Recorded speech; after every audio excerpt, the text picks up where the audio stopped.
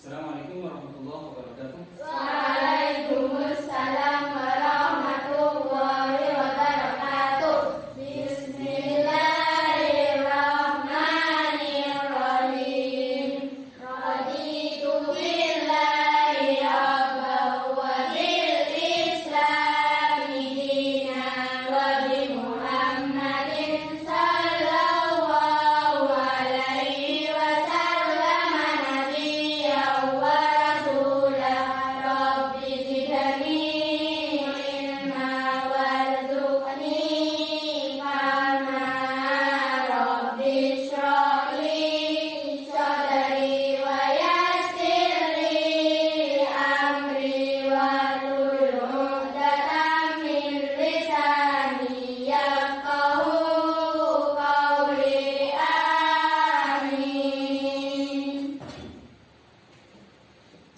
Baik, bagaimana kegiatan B hari ini sehat? Sehat. Alhamdulillah, pagi ini kita bisa berkumpul kembali di sini dalam rangka mendalami tentang Al-Quran. Nah, sebelum kita mulai pelajaran, mari kita absen dulu ya. Baik, saya mulai. Bismillahirrahmanirrahim. Aisyah Isma Novita, Hadirah. Atika Wulandari, Ya. Arini Nur Rahmatika, Hadirah.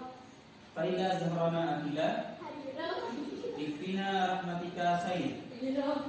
Rifahatul Marawiyah, Hadirah. Rizki Aminatus Salihah, Uzbi Fatil Jannah.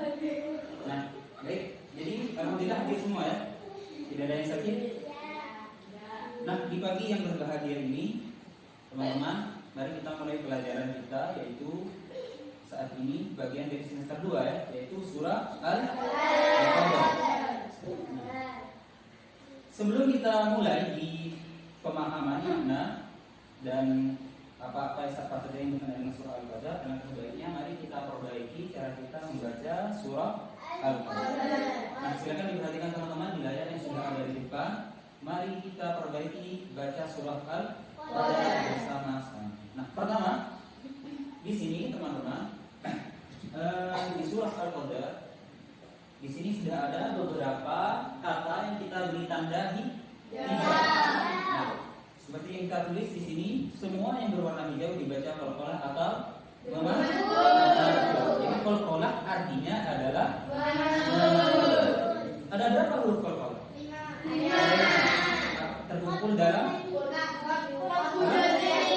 Hujjati. Benar. Qaf, ta, ba, jim, dal. Benar. Nah, di sini di ayat 1, di akhir ayat ada al-qad. Jadi ada dal yang sukun. Begitu juga di ayat yang kedua. Yang berbeda itu ada di ayat kelima, yaitu ta sukun. Karena sukun maka harus dibaca qal.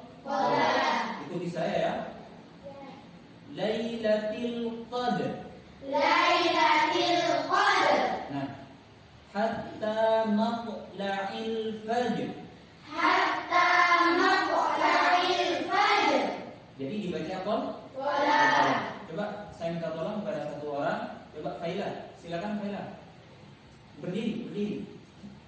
Wa ma adra.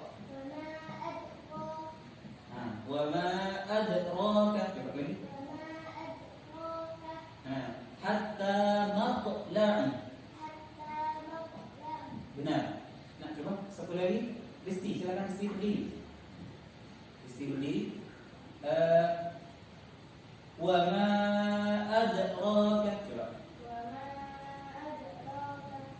Hatta matla'i. Benar. Silakan dulu. Ada pertanyaan teman-teman terkait dengan ya. Nah, jadi huruf qalqalah itu hanya ada 5, maka selain 5 huruf tersebut tidak boleh dibaca qalqalah. Sebagaimana di sini di zal, bi ilmi, maka tidak boleh kita baca qalqalah. Contoh bi ilmi, tidak boleh. Karena zal bukan termasuk huruf qalqalah. Coba Tika, silakan berdiri Tika. Apa terkumpul dalam kata apa huruf qalqalah? Qadbu. Ya boleh diwakili? Siapa yang bisa? Ya, kita, silakan kita. Silakan. Qutbu jadid, benar. Adzal termasuk dalam qutbu jadid apa tidak? Betul. Maka tidak boleh dibaca. Coba Rifa berdiri. Dipraktekkan seperti apa cara baca dzal yang benar. Kalau tidak dibaca qalqalah seperti apa? Biilmi, coba. Nah, kalau dibaca qalqalah seperti apa yang salah? Yang salah dibaca seperti apa? Nah, benar. Biilmi. Itu salah apa benar? Salah. Kenapa? Karena dipantulkan. Sementara dzal bukan huruf qalqalah. Betul. Nah, sekarang kita lanjutkan kepada pelajaran selanjutnya. Nah, di sini kita akan belajar cara waqaf pada dua huruf yang sukun. Cara berhenti membaca, caranya waqaf pada dua huruf yang sukun. Nah, silakan dibaca teks yang berwarna putih.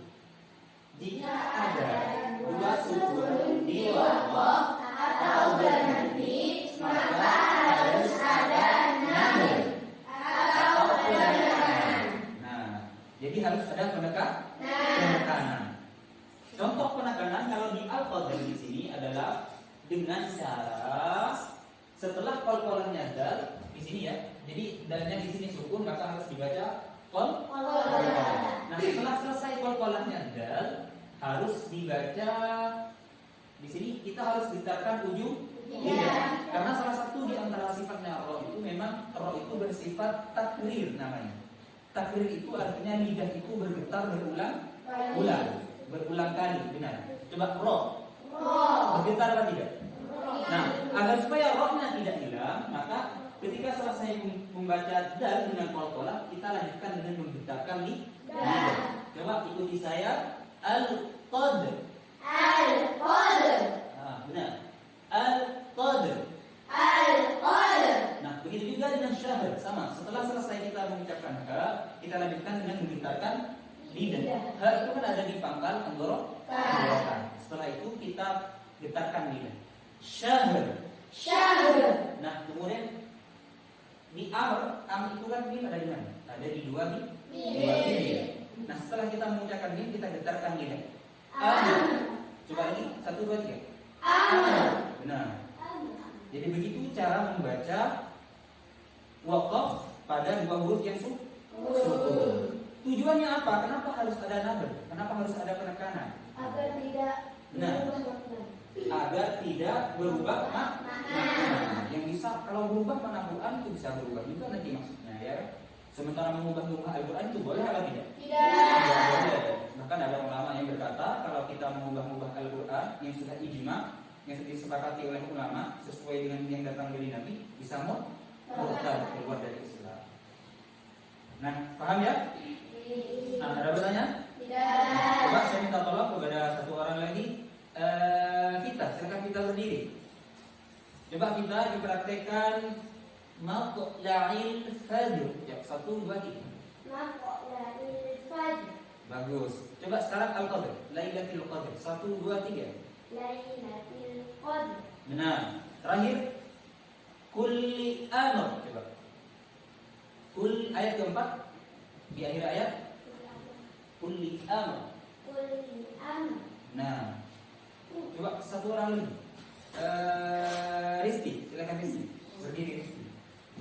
Coba di terserah mau dia dimulai dari yang beberapa. Ayat keempat, coba kulli. Suaranya agak dikeraskan. Kulli amr. Benar. Coba matla'il fajr.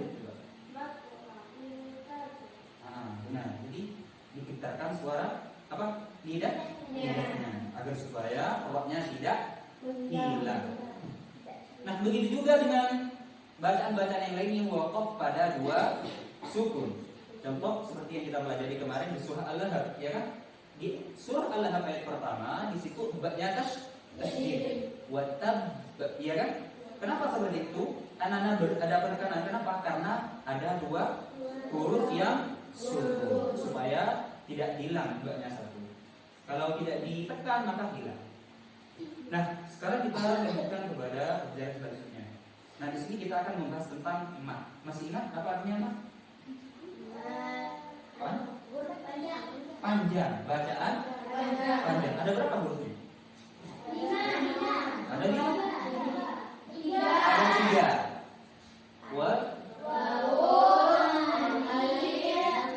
Ya, benar. Waw, alif. Ya. Nah, kita ambil cukup di sini dengan contoh alif. Nah, sebelum kita lanjut ke pembahasan mat di surah Al-Qadar, kita perlu memahami dulu perbedaan antara alif dan hamzah. Nah, alif itu biasanya ciri-cirinya adalah tidak berharokat. Sementara hamzah itu berharokat.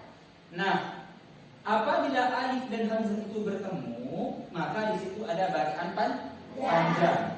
Ada bacaan panjang. Panjangnya biasanya 2,5 alif atau 5 harokat, 5 gerakan. 1, 2, 3, 4, 5. Jadi panjangnya seperti itu. Nah, di ayat 1 dan ayat kedua, ya, di situ adalah mad jaiz munfasil. Jaiz itu boleh, munfasil terpisah. Kenapa dikatakan terpisah? Karena alif dan hamzah dan alifnya beda kalimat atau beda kata. Alifnya ada pada inna, sementara hamzahnya ada pada kata anzalna. Di ayat yang kedua juga sama. Alifnya ada pada ma, hamzahnya ada pada kata adra. Beda dengan ayat yang keempat, malaikat. Jadi malaikat itu ada pada satu kata. Alif dan hamzah ada pada satu kata. Karena kalau mau kita tulis terpisah, ya teman-teman. Kalau mau kita tulis terpisah, malaikat ini bisa kita tulis seperti ini. Di dalam tulisan Arabnya bisa kita tulis malaikat.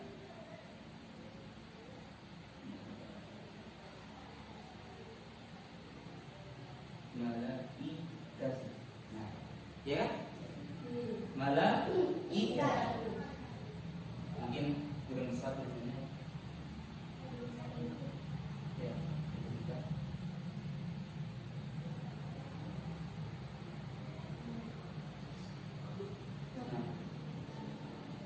Jelas? Jelas. Alifnya di mana? Setelah lam.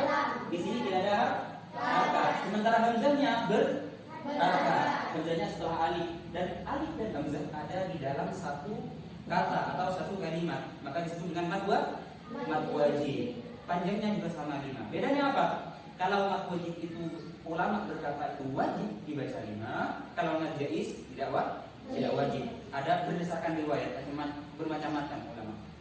Nah, sekarang kita coba praktekkan. Jadi coba inna anzalnahu. Coba 1, 2, 3. Inna anzalnahu. Nah, benar. Langsung saja kepada malaikat. Tanazzalul malaikatu. Coba. Tanazzalul malaikatu. Nah, benar. Coba sekarang saya minta tolong kepada satu orang tuh, coba silakan berdiri lagi. Coba diperhatikan membaca inna anzalnahu. 1, 2, 3. Yang nyari suara. Inna anzalnahu. Nah, tanazzalul malaikatu. 1, 2, 3. Tanazzalul malaikatu. Nah, benar. Silakan ibu. Satu lagi. Coba Alif lagi, silakan berdiri dulu. Inna anzalnahu. 1, 2, 3. Inna anzalnahu. Benar. Tanazzalul malaikatu. Tanazzalul. Tanazzalul malaikatu. Nah, benar. Terima kasih. Ada pertanyaan tentang huruf mat? Ya. Di sini ada 3 mat yang dibaca panjang. Sementara mat yang lain gampang ya, karena itu mat tobi. Ini perlu mat yang perlu kita perhatikan. Nah, kita lanjutkan pelajarannya ke selanjutnya. Nah, di sini Semua yang ditandai dengan warna hijau ini ada atau ini disertai dengan nun atau gun. Di mana tempatnya gunna? Berapa panjangnya gunna? Dua apa? Dua harokat. Ya, dua harokat. Coba sekarang inna sambil dirasakan di hidung, ditunjuk hidungnya. Inna bisa dirasakan tuh? Terasa ya? Anzalna min kulli. Nah, bisa dipahami ya? Nah, sekarang kita lanjutkan. Baik, pelajaran selanjutnya. Thank you. Ada pertanyaan? Nah, sekarang teman-teman, mari kita dengarkan bersama-sama ya bacaan dari seorang ulama yang sangat alim ini terkait ini bacaan beliau menjadi rujukan di seluruh dunia dalam persoalan membaca Al-Qur'an. Ini surah Al-Qadr. Bismillahirrahmanirrahim. Inna anzalnahu fi lailatul qadr. Wa ma adraka ma lailatul qadr. Lailatul qadri khairun min alfi shahr. تنزل الملائكة والروح فيها بإذن ربهم من كل أمر سلام هي حتى مطلع الفجر. Beliau namanya adalah Syekh Mahmud Khalil Al-Qusari. Beliau dari Mesir. Ya, anaknya seorang pembuat tikar. Iya, jadi ayah beliau adalah seorang yang suka membuat tikar dan tikar-tikarnya itu kemudian dikirim ke musola, ke masjid sebagai alasnya orang untuk mengaji. Ya, tikarnya tikar kurang tahu juga, mungkin tikar yang dibuat dari daun kurma, mungkin kalau di Mesir gitu ya, dibuat dari daun kurma. Nah, setiap kali beliau mengantarkan tikar itu, dia berkata kepada ulama tersebut, doakan mudah-mudahan anak saya menjadi seorang yang ahli Quran. Ternyata benar. Anaknya benar-benar menjadi orang yang ahli Quran, menjadi rujukan mengaji Al-Quran di seluruh dunia sampai sekarang. Ya, sekarang tentu saja sudah meninggal, karena Syekh Mahmud sendiri sudah meninggal sekarang beliau. Dan beliau itu merupakan orang yang pertama diizinkan mengaji di PBB, Perserikatan Bangsa-Bangsa, pertemuan seluruh negara dunia di Amerika. Ya. Nah, setelah mendengarkan bacaan dari seorang ulama hebat, selanjutnya mari kita lanjut kepada pemahaman makna dari surah Al-Qadr. Silakan disaksikan ini ya. Anak-anak, pernahkah kalian membayangkan ada satu malam yang lebih baik daripada 1000 bulan? Bayangkan, jika kalian beribadah dengan penuh keikhlasan di malam itu, pahalanya seperti beribadah selama lebih dari 83 tahun. Kira-kira malam apakah itu? Ya, benar, malam Lailatul Qadar. Malam yang penuh keberkahan ini dijelaskan dalam surah Al-Qadar. Hari ini kita akan belajar lebih dalam tentang surah ini. Ada yang tahu surah keberapa dalam Al-Quran? Ya, betul, surah ke-97. Nah, surah Al-Qadar terdiri dari 5 ayat dan termasuk dalam golongan surah Makkiyah. Surah ini turun di Mekah sebelum hijrah Rasulullah ke Madinah. Lalu tahukah kalian apa yang menyebabkan surah ini diturunkan? Sebab turunnya adalah berikut ini. Ada riwayat yang menyebutkan bahwa suatu ketika Rasulullah menceritakan kepada para sahabat tentang seorang laki-laki dari Bani Israel yang beribadah selama 1000 bulan tanpa henti. Siang harinya dia berperang di jalan Allah dan malam harinya dia beribadah sepanjang malam. Para sahabat merasa takjub dan berharap bisa melakukan ibadah yang serupa. Maka Allah menurunkan surah Al-Qadar sebagai bentuk kasih sayangnya, memberi kesempatan kepada umat Islam untuk memperoleh pahala dalam satu malam. Luar biasa bukan? Masya Allah, berarti Allah sangat sayang kepada kita kan? Lalu mari kita pelajari ayat demi ayat untuk memahami maknanya lebih dalam. Penjelasan ayat 1. Sesungguhnya kami telah menurunkan Al-Quran pada malam kemuliaan. Ayat ini menunjukkan bahwa Al-Quran pertama kali diturunkan pada malam Lailatul Qadar. Malam ini sangat istimewa karena menjadi awal petunjuk bagi seluruh umat manusia. Yang dimaksud dengan turunnya Al-Quran di malam ini adalah turun sekaligus dari Lauh Mahfuz ke Baitul Izzah di langit yang pertama. Untuk selanjutnya turun berangsur-angsur kepada Nabi Muhammad melalui perantara malaikat Jibril selama 22 tahun, 2 bulan, 22 hari. Ayat 2, dan tahukah kamu apakah malam kemuliaan itu? Allah menggunakan bentuk pertanyaan retoris di sini untuk menekankan betapa agungnya malam ini. Kalian pernah merasakan sesuatu yang sangat istimewa sampai sulit diungkapkan dengan kata-kata bukan? Seperti saat pertama kali kalian mendapatkan hadiah kejutan. Nah, malam Lailatul Qadar jauh lebih istimewa dari itu. Ayat 3, malam kemuliaan itu lebih baik daripada 1000 bulan. Bayangkan, satu malam lebih baik daripada 83 tahun. Jika kita bersungguh-sungguh beribadah, seolah-olah kita melakukannya seumur hidup. Siapa yang ingin mendapatkan keutamaan ini? Dan bayangkan, jika kita mendapat 10 malam Lailatul Qadar saja, itu sama dengan kita beribadah 830 tahun. Dengan rata-rata umur umat Muhammad yang hanya 60 sampai 80 tahun, adalah luar biasa kita diberi pahala seperti ibadahnya orang-orang yang berumur panjang, yaitu umat-umat terdahulu bahkan melebihi. Ayat 4, pada malam itu turun para malaikat dan ruh Jibril dengan izin Tuhannya untuk mengatur segala urusan.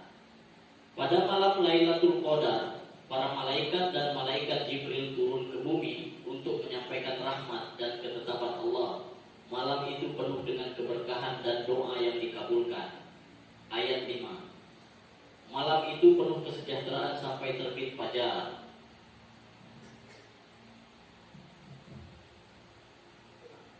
Lailatul Qadar adalah malam yang penuh kedamaian, ketenangan, dan keselamatan hingga fajar menyingsing. Maka di malam itu, marilah kita perbanyak doa dan ibadah. Jadi apa yang bisa kalian simpulkan? Coba silakan. Apa yang bisa kalian tangkap? Silakan. Dari pelajaran yang kalian tadi, tidak apa-apa, silakan diungkapkan dengan bahasa kalian. Silakan. Olive berdiri. Ya bolehlah, tidak apa-apa. Mandu dulu. Bahwa malam Lailatul Qadar itu adalah malam yang lebih baik daripada Malam yang lebih baik daripada 1000 bulan. bulan. Kamu mau tidak keutamaan beribadah 1000 bulan? Mau sekali. Ya. Yang lain, apa yang bisa kalian tangkap? Apa saja keistimewaan malam Lailatul Qadar yang bisa kalian tangkap dari apa yang sudah kalian saksikan tadi? Apa saja? Silakan. Kita. Silakan. Bisa? Baik. Jadi di ayat pertama tadi kita sudah mendengar bahwa malam Lailatul Qadar itu adalah malam di mana Al-Quran itu diturunkan. Nah, yang perlu kita perhatikan adalah bahwa Quran itu sebenarnya tidak lantas turun sekaligus. Jadi ada beberapa proses. Jadi ada proses di mana malaikat Jibril tidak ikut campur dalam proses tersebut.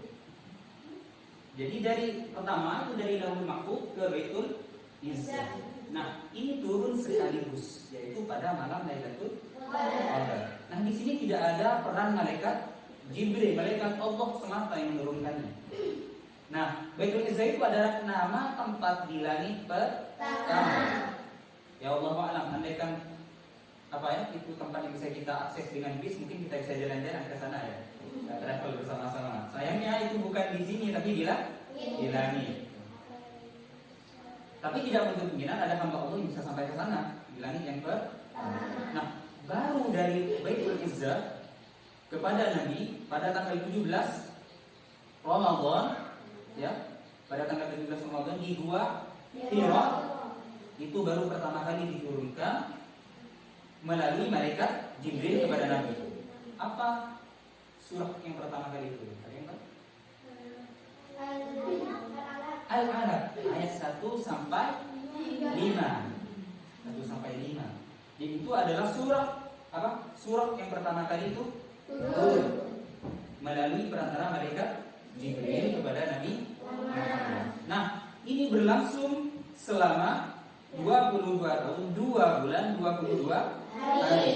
Nah, turunnya ayat dari Baitul Izzah kepada Nabi Muhammad itu bermacam-macam sebabnya. Ada yang ada sebabnya, ada yang tidak ada sebabnya. Nah, kalau yang ada sebabnya itu salah satunya karena ada orang bertanya.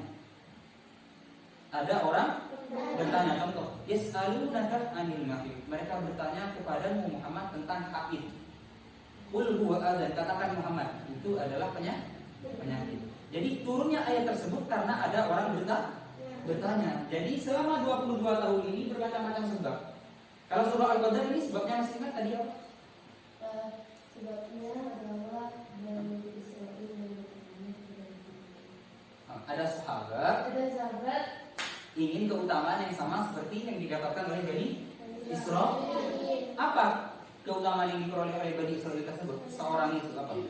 Sholat di waktu malam, berperang di siang hari, selama di jalan Allah selama 83 tahun atau 1000 bulan.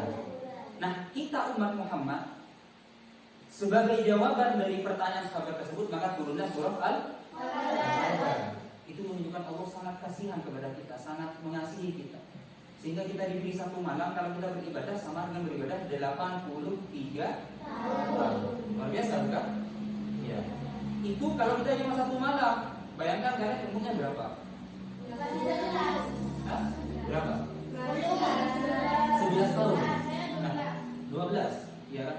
Bayangkan kalau kamu misalnya bersedekah bertepatan dengan malam Lailatul Qadar, bersedekah memberi kepada anak yatim atau kepada orang miskin, maka berarti kamu sama seperti bersedekah 1000 bulan. Itu kalau cuma satu kali. Kalau sampai 10 kali, berarti kan 830 tahun pahala sedekah. Ada di antara kita yang bisa hidup 830 tahun? Tidak ada. Mungkin sekarang 80 tahun saja sudah sakit-sakitan, ya sudah tidak bisa berbuat apa-apa. Maka alhamdulillah kita sebagai umat Muhammad diberi keistimewaan yang begitu besar oleh Allah. Dan bukan hanya itu, keistimewaan malam Lailatul Qadar apa lagi? Ada yang ingat tadi apa? Para malaikat. langsung. Iya. Dipimpin oleh siapa? Ada yang ingat? Satu kata. Siapa? Malaikat Jibril. Atau ruh. Malaikat Jibril disebut dengan ruh di ayat ini. Jadi beliau itu turun ke dunia untuk apa? Menyampaikan salam. Bahkan kalau di dalam tafsir Jalalain di sana dijelaskan bahwa setiap kali para malaikat dan malaikat itu bertemu dengan orang mukmin, mereka mengucapkan salam, keselamatan atas semua, keselamatan atas semua, keselamatan atas semua. Jadi semua yang ditemui oleh para malaikat pasti mendapatkan salam malaikat. Mau tidak? Ya, jangan tidur kalau di malam Lailatul Qadar. Gimana caranya kita dapat malam Lailatul Qadar? Ada yang tahu? Beribadah di malam hari. Kapan itu? Apakah setiap malam atau kapan? 10 hari terakhir bulan Ramadan. Khususnya di tanggal berapa? Ganjil. Nah, di tanggal yang ganjil. Nah, di tanggal ganjil tersebut kita bisa mendapatkan malam Lailatul Qadar. Jangan tidur tentunya ya, kita beribadah di waktu malam. Apalagi kalau kita sampai bisa bersedekah kepada fakir miskin. Karena kan biasanya di malam-malam terakhir itu ya orang-orang sudah mulai kebingungan, terutama yang fakir dan miskin, apa yang mereka nanti buat untuk hari raya, apa yang mereka akan makan gitu. Jadi betapa bahagianya kalau kita bersedekah tepat di mana saat orang-orang sedang butuh. Jadi itu juga sebuah keutamaan. Ditambah lagi kalau bersama dengan malam Lailatul Qadar, akan banyak spek istimewa yang kita dapat. Ada pertanyaan? Tidak ada. Silakan. ciri-ciri malam. Nah, seperti apa ciri-ciri malam Lailatul Qadar? Seperti disebut dalam hadis kan, malamnya tenang, gitu kan, cerah, awan. Tapi itu juga belum menjadi iya. Itu hanya ciri-ciri saja. Kita tidak tahu hakikatnya seperti apa malam Lailatul Qadar. Cuma ciri-cirinya sudah disebutkan oleh Allah. Sebenarnya ini juga ciri-ciri Lailatul Qadar. Pada malam itu turunlah rahmat dan keselamatan. Salamun hiya hatta matla'il fajr. Sampai kapan? Dari malam sampai subuh. Benar, terbitnya fajar itu waktu subuh atau terbitnya fajar. Maka kita sebagai umat Islam mudah-mudahan kita bisa mendapatkan malam Lailatul Qadar meskipun hanya satu kali, apalagi bisa setiap hari. Oh, bisa ya setiap hari. Setiap tahun ya. Setiap tahun. Mau? Ada pertanyaan lagi? Silakan. Apakah malam Lailatul Qadar itu bisa didapatkan pada saat siang hari? Apakah Lailatul Qadar itu bisa didapatkan? Tentu keutamaannya akan berlangsung sampai siang hari. Tapi tetap saja malamnya malam Lailatul Qadar. Ya, kalau pengen pahala 83 tahun ya di waktu malam.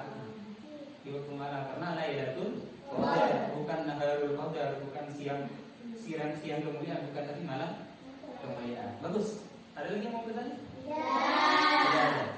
Ya, silakan. Silakan kita pertanyaan terakhir. Apakah kita malam Lailatul Qadar tidak tidur?